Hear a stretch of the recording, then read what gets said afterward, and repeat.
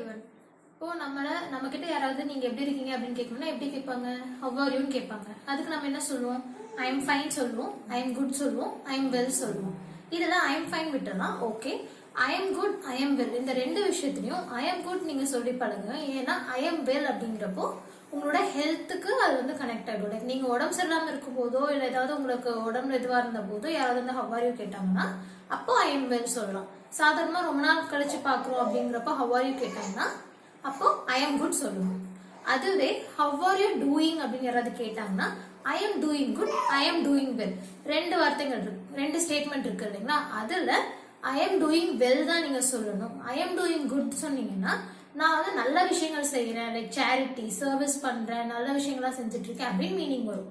அதனால how are யூன்னு கேட்கிறப்ப ஐ எம் குட்னும், ஹவ் ஆர் யூ டூயிங் அப்படிங்கிறப்ப ஐ எம் டூயிங் வெல்லும் யூஸ் பண்ணிக்கோங்க. ஓகேங்களா?